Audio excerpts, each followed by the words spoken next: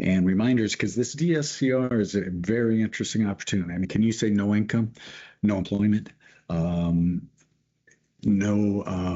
employer validated whatsoever? It's just cash flow versus the debt service on the subject property. So it's simple. And we can even do it when it's below 1. So that's the uniqueness and the advantage of AD mortgage, is that we will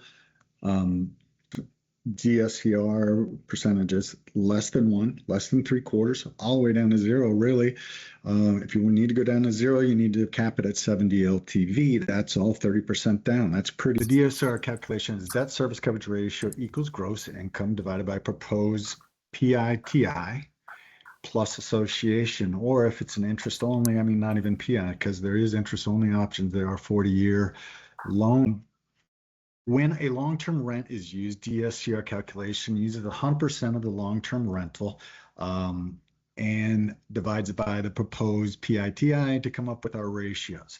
When it's short-term rent, Airbnb, VRBO, overnight rental situations, and keep in mind subject properties could be condos. So that's pretty typical. DCR, we take 75% of the short-term rent and divide it by the PITI and association, or ITI and association if it's an interest-only loan. This is the big differentiator with AD mortgage. It is a market advantage to allow DSCR ratios below 0.75 down to 0. So you can have no debt service coverage whatsoever, and it would just be a matter of impacting on the pricing and the LTVs.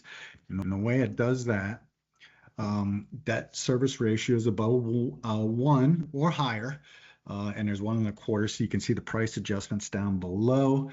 You have a max 80 LTV, 3/8 improvement if you're at 1.25. If you're at between 1 and 1.24, you're allowed the 80 LTV, but it's the same price right off. Ratios below 1 but above 0.75 can be done, but they need to be at 75 LTV, 25% down max LTV. Debt service ratios below 0.75 to 0 are eligible, and that's really an AD mortgage advantage. But on either of these, if you have to put more down, keep in mind the borrower must contribute only 10% of their own funds for investment DSCR, right? So, if you have to put more down payment, there is giftability, even though it's an investment property. So cash out limits are a little lower if the DSCRs are, whether they're above or below 1 3/4, right? The credit tolerance on this kind of DSCR is looking for 0 times 30 in 12 months and 0 times 90 times 24. And major credit events would be a 48-month history, and major credit events, the usual suspects, right? But big thing, the giftable down payment of 10% down. Reserves vary per loan amount. Under $1 million, minimum 3 months reserves. Gotten to the point of doing the first-time home buyers. Minimum 6 months reserves, though. Yeah. Seller concession 6% if it's 70 LTV or less, 4% if it's above 70 LTV. So that's pretty healthy allowance for seller concessions. And keep in mind, there's 3/1 buy downs.